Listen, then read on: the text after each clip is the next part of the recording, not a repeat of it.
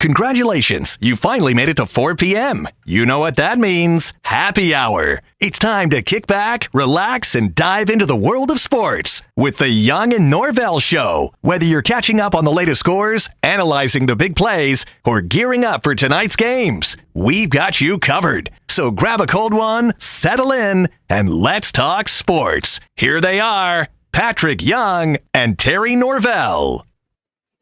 As one song goes, deep in the heart of Texas, well, let's change the words a little bit. Deep in the heart of Mandarin. Hi, everybody. Welcome to a Tuesday edition of the Young and Norvelle Show. Of course, that means a Jewington Creek location of Hurricanes. You know it by now. Wonderful Hurricanes location here right at the foot of the Jewington Creek Bridge here on San Jose Boulevard. If you're in the area, if you're heading toward Jewington Creek, heading home, if you're going the other directions, come by, say hi, enjoy a happy hour special. They've got all kind of drink and food specials. A lot of fun. We are going to do the show live from 4 to 6, as we do every Tuesday here at Hurricanes Jewington Creek. And then we also have trivia coming up. It's a fun little Tuesday here. We've got our sports show, the Young and Norvelle Show. You see that show right there, right here on Action Sports Jacks and all of the social media platforms. And then at 7 o'clock every Tuesday, we kind of hand it off with an hour in between to Trivia Pat, not to be confused with Patric Young, but Trivia Pat has a fun Tuesday night trivia crowd here every Tuesday. Entertainment Trivia is who he works for. And we like to throw Trivia Pat on that final segment coming up in that 5:30, 5:40 range. And it's a lot of fun. I hope you've checked it out. If you haven't, check it out this evening. I will lead things off with Trivia Pat. I've got baseball trivia involving the New York Yankees heading to the playoffs. A lot to get to. Certainly, we will lead off, and I gotta believe just the dominant topic will be the 0-3 Jacksonville Jaguars. How they got there, losing at Buffalo on Monday night is no crime. Getting pummeled like they did last night, 47-10, does not happen in the NFL. It's not supposed to happen. You've got to work hard to get beat 47-10. How did it happen? Were you that surprised? Where are you with the Jaguars season at 0-3? I've got a lot of angles I want to hit, and I want you to get involved as well. Feel free to drop us a chat, and we'll try to get to some of our chats. We'll try to read them up and go from there. Some baseball to talk about, the Mets and the Braves with a big Tuesday, Wednesday, Thursday series tonight. Everybody has basically 6 games remaining in the regular season. The Braves are a game and a half behind the final wild card, and they're chasing now Arizona, for God's sake. So the Mets have crept up a little higher, but boy, huge 3-game series. Don't you know the Mets would love to end the Braves season? The Braves then have 3 over the weekend coming up with Kansas City. So a tough 6-game run for Atlanta because the 2 teams are playing. The Mets are going to make the playoffs, but they're trying to position and be that number 1 wild card. So they need these games. And Kansas City is fighting for their wild card lives. So the Braves have a tough 6 games. They're going to win a lot of games to get into the playoffs. San Diego is still mathematically alive in the NL West. They've got a set with the Dodgers. Hell, how about that hell of a series on the West Coast, Tuesday, Wednesday, Thursday. So that's one to track. And Baltimore, the Orioles are 6 games out now. So the Yankees were just a boa constrictor all year. They just started squeezing, and they never let up the pressure. The Yankees would have to really just lose every game. It'd have to be a clean sweep, back-to-back series for Baltimore and the Yankees. We'll get into some baseball in a little bit. I want to take a look at the big games of note coming up in Week 5 of college football, and we've got some news and notes. My buddy Brent Beard sent out some good news and notes I want to get to. Hey, let me tell you real quick, though, when you have the name Wings in your name, as they do here at Hurricanes Grill and Wings here in Jewington Creek, well, you know they know how to do wings. They've got a million different flavors. You can get them any way you want them, bone in, bone out, all the flavors here.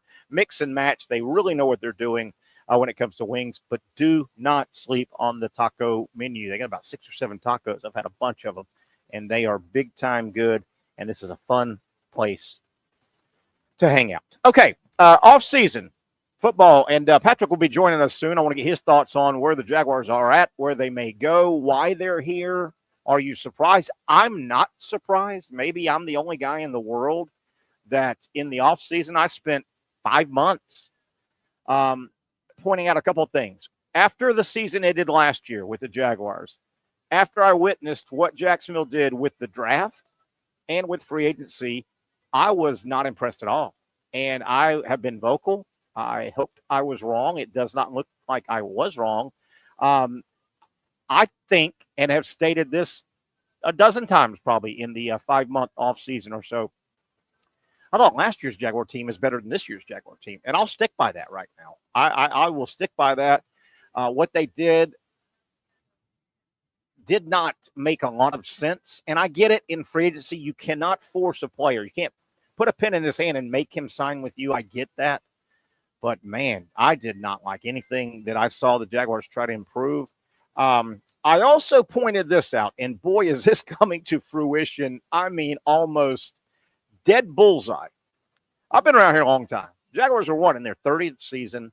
They've had like 15 losing seasons, a couple of 2 or 3 500 seasons. So they've had a lot of tough years around here. I think, and I remember in the offseason we talked about this. I'll try and recall. I think the Jaguars in their history now, in their 30th season as we are now, I think the Jaguars have had they've had 9 seasons in a row where they had losing record, okay? 9 in a row losing record. And then they had a 5 in a row losing record streak, ugly streaks. Well, using those, particularly the 9 in a row, and being from here, I saw during that 9 consecutive season losing record streak for Jacksonville, I'm telling you, 7 of those years, going into each one of those seasons, it did not take a NFL rocket scientist to figure out that they weren't going to be very good going into those 9 years. At least 7 of those, it was pretty much writing on the wall. This team's going to win 4, 5, 3, 4, 5, 6, 7, maybe if they're lucky. But I've seen it, and I've seen it, and I've seen it. I now call most of the media, and there's all my colleagues. I like these guys. I know most of them. Have known them for a long time. But, man, the fluffy local Jaguar media, they do it every offseason. And to a degree, you fans, you fall for it every season. It happened this offseason. And I was calling it. I'm like, man, here we go. Here we go. The fluffy Jaguar. After the roster was set, all the drafting was done and all the free agency was done. I don't know what people saw or thought they saw that thought Jacksonville was going to be good this year. I'm not that surprised because I don't think they were I haven't thought they were going to be good this year. I don't like their roster. I don't like the units. What are there? 7 different position units. And you know what? Sometimes the National Boys hit it. Sometimes the National Boys miss it. You remember it. I know Patric Young, when he gets on, he'll recall this and concur with me. During the offseason, it happens every offseason. A lot of your national guys, they'll all do their position rankings. There's like 7 position groupings on a football team. Offensive line, quarterback, running back, receivers, defensive line, linebacker, secondary. You get it. The biggest story for the Jaguars in the entire national offseason was, and we talked about this a bunch, in most people's top 10 nationally position groupings, they didn't have Jacksonville in the top 10 of any position grouping. Maybe those guys had it right. Maybe they're far enough away. But I don't – and if you're out there and you think you're on the total opposite end of the spectrum with me with the Jaguars, I am curious. If you are stunned right now the Jaguars are 0-3 because you thought this year's 2024 Jaguar team was going to be much better, tell me what you based that on. I'm curious. And we have a long way to go. I get it. This thing could turn around. Who knows? I don't think it will. I think there's serious problems. It appears there's stuff going on in the hallways. I don't have any sources, but man, you start putting this together with that and subtracting this from that and this and that, you look around and you just kind of, I don't know, stuff seems like it's going on. But I'm very, very curious. I think what happens with fans is every year every fan thinks their team's going to be good. I don't know how sound that rationale is, but I'm very, very curious if you are of the opinion that you thought the Jaguars this year, the 2024 Jaguars, man, this is going to be a team that contends. They're going to be good. They're going to be good. Tell me what made you think that, or why you still may think that. I don't get it. I don't get it. I just don't think they're good. And doing this show every day, certainly being kind of, right in the mix here with the Jaguars, you hear a lot of fans and they point out play calling, formation, not game planning to the right player or players, this, that, the other thing. They ran toss sweep right when they should have run 17-yard out to the left. I don't buy it. At some point, guys, you've got to consider, I just don't think they're really good. Their roster construction is not very good. That leads me into where I want to go. I have no inside source. I've never wanted to be Scoop Terry, never wanted to be Scoop Norvelle. That's not what I've done in my media career. Don't want to be Scoop guy. I will say this. And we had Marcel Robinson on last week. Remember, he was coming out of the Jaguar locker room. He was down getting some video and some sound. And Marcel certainly was kind enough to sit in the studio and talk with us last week. Had a good conversation. And I brought it up as we're getting a couple of thoughts here. Doug has lost the locker room. There's some talk about that. But I brought it up with Marcel from Action Sports Jacks. And I said, Marcel, I don't have anything to put my hand on, hardcore. But in terms of non-football, it seems like something's going on down there. I don't know what it is. And now the more I look at it, if you said, put a gun to my head, Terry, what do you really think is going on? Maybe the off-field stuff, because I do think there's some awkward, not team healthy, awkward stuff going on in the Jaguar offices and coaches' hallways and rooms and things like that. Looking in from afar, to me, it looks like Doug Peterson did not have anywhere near the say-so constructing the roster as Trent Baalke. Sometimes it's the GM and the head coach. I get it. But sometimes it's, to me, it looks like, and we'll welcome Patric Young on here as we're going. Patric, talking about the Jags and things like that. And to me, I brought it up with Marcel Robinson last week, who was coming out of the Jaguar locker room. Off the field, it seems like there's stuff going on down there in Jaguar land, in the hallways, in the meet. And you know what? I'm putting my finger on it. I think, I don't have any source, Patric. I think you've got a philosophical butting of the heads on how to put a roster together between Doug Peterson and Trent Baalke. I think they are going at it. I don't think Peterson loves the roster that was constructed, that he has to coach.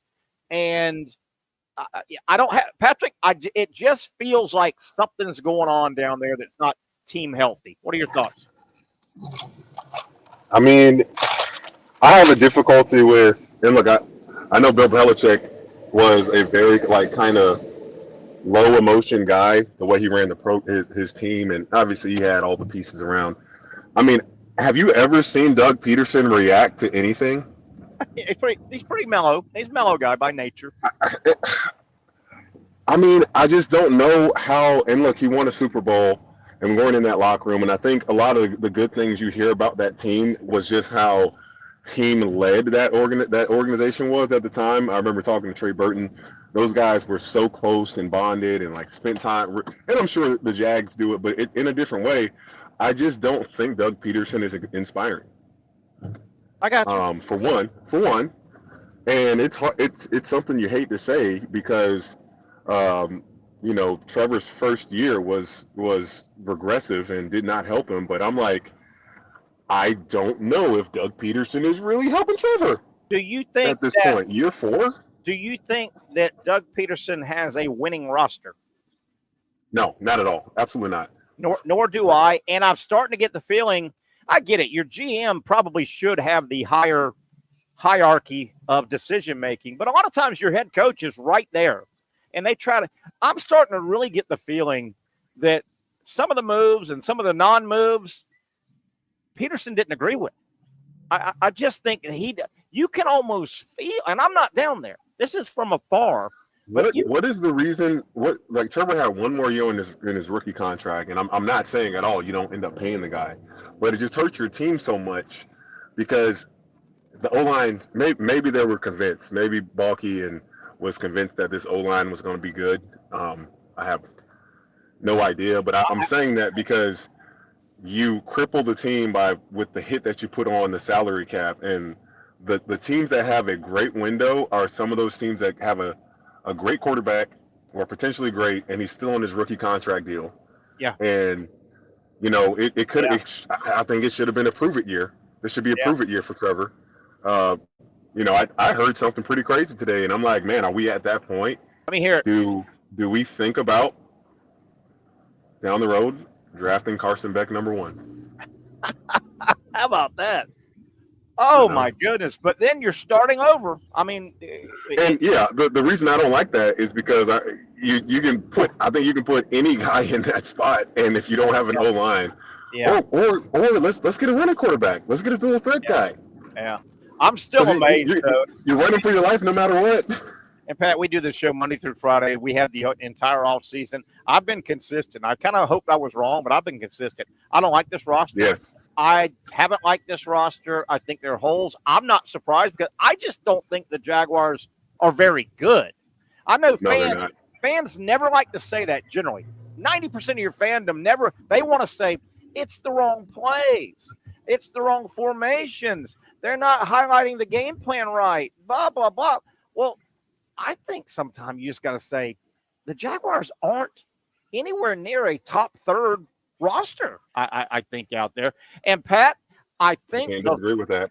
The fluffy Jaguar local media did it again. They get out there. What if you're one of the local media members and and a bunch of them were saying, hey, man, with a couple breaks here and there, they're going to be pretty good this year. What did you see to make you say that? Other than you say that every offseason, fluffy local Jaguar media. And then the fans hear that. And then I think the fans should be able to make their own mind, but they're set up for failure. I don't know what – Patrick, if you were one of those people, and I'd love some people to chat with us and give us an idea.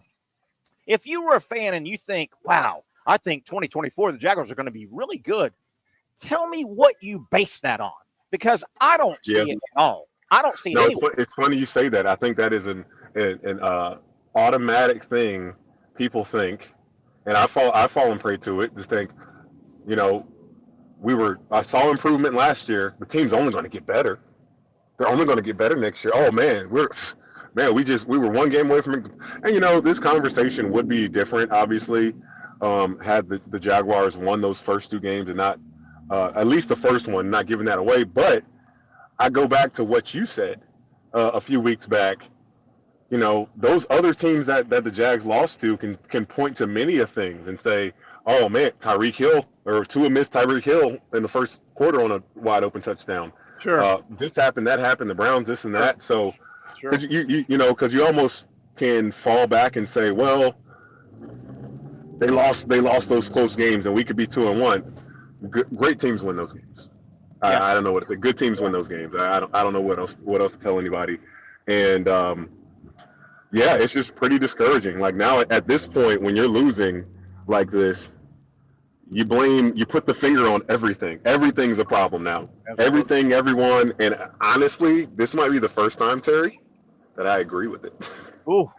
The O-line sucks.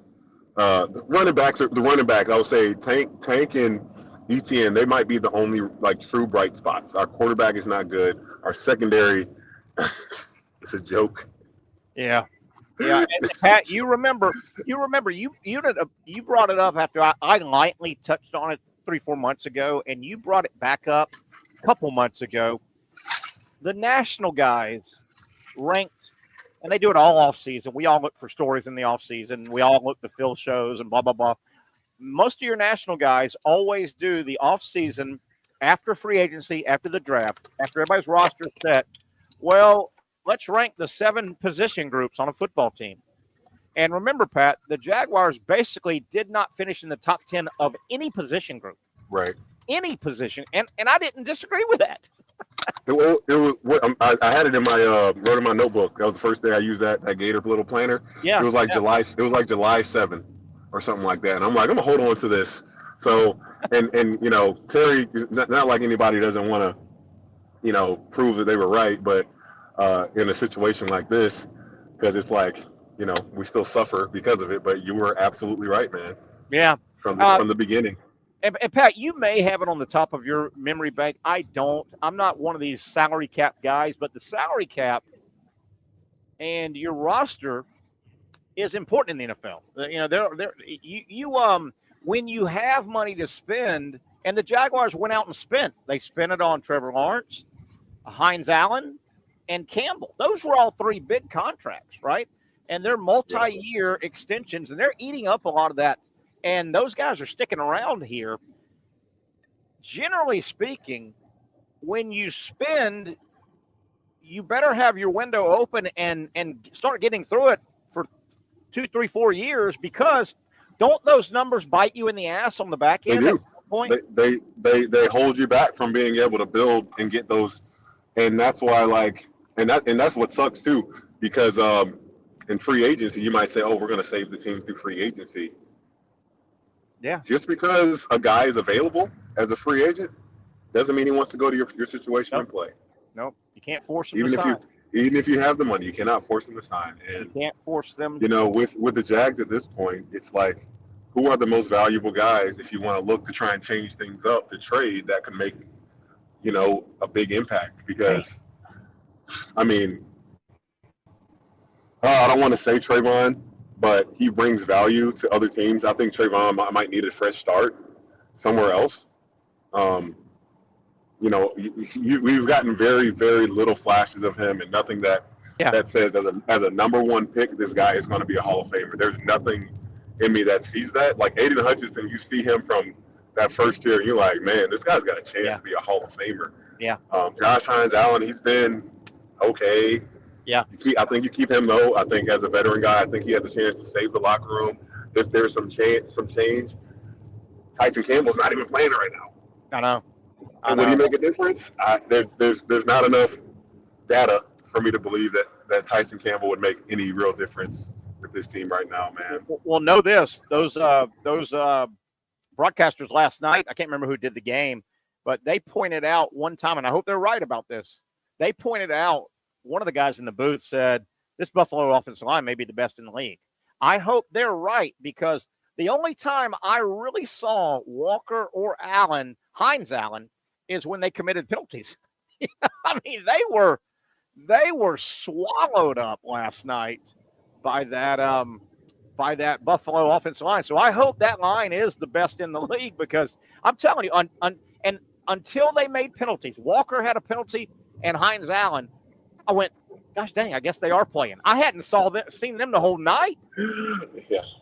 The whole night. I'll tell you another thing that's awkward. Josh Allen, man. And it's funny? It's funny. Josh Allen was rated like the most overrated player by the NFL players this year. Ooh. And which is so crazy because, the guy's, he made mistakes, but he's made the playoffs every season. And he is, and what I love about it, he kind of took a shot at Stephon Diggs. Because as a young quarterback, I think having that ace, that guy that you can get to, helps you to win games, helps you to have. But now he can rely on all of his guys, and he said they're not worried about stats. Yeah. I can just go out there and be free, make reads, not try to force feed anybody. And yesterday was Josh Allen's probably best first half of football he's ever played. He looked good, didn't he? As well as the Jaguars' worst performance in a half in the history of the organization. Yeah, we're going to keep it a little bit long here on this first segment. Patric Young, Terry Norvelle, and you here. Glad you're hanging out with us here on Tuesday. It is a Hurricanes Jointon Creek Tuesday on the program. The other issue, I think, that kind of leads you to believe there might be a little butting of the heads, Balky and Peterson, with regard to the roster. There's is got to be. You it can't is. tell me there's not. I mean, I don't have participation chart in front of me. Did Mason Smith play? Was he even active again? Your second round pick and the fourth round offensive lineman is obviously a massive project from Missouri. It just feels like there's some sandpaper down there between decision makers, and it just doesn't feel right. I know winning cures a lot. Let's go ahead and take our first break here on a Tuesday. I want to get back with Patric Young and catch up with his golf tournament. I want to hear how everything went yesterday with the golf tournament for a wonderful cause. We'll talk about that. Continue the Jags-Bills talk. Your thoughts, man. If you are one of those people that thought the Jags were going to be good this year, 2024 Jags good, give me an idea of why. What made you think like that? I'm curious. I didn't see it. I don't know. I know we got a long way to go, but, man, looks like they've got a lot of ground to make up due to the Jacksonville Jaguars. They play in a division where you can steal a few wins from Tennessee and Indy, but we'll see. Sun kind of peeking out here over the First Coast as, yes, the sun did rise after Jacksonville gets beat by 37. Hard to do in the NFL. A lot to cover on the other side. Stick with us. It is a Tuesday edition coming to you from Hurricanes, Jointon Creek.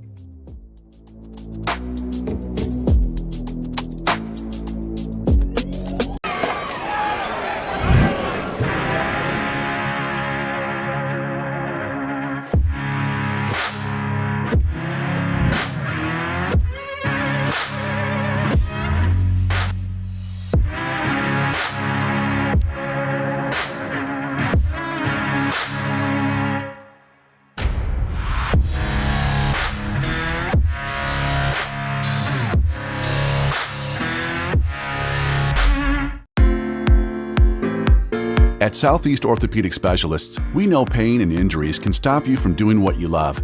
This is why our board-certified orthopedic specialists offer the latest in both non-surgical and surgical treatment options and create a treatment plan tailored to your unique lifestyle and goals. So, whether it is a sports injury or that nagging pain that's keeping you from doing what you love, our team has the right treatment for you. For more information or to schedule an appointment online, visit our website.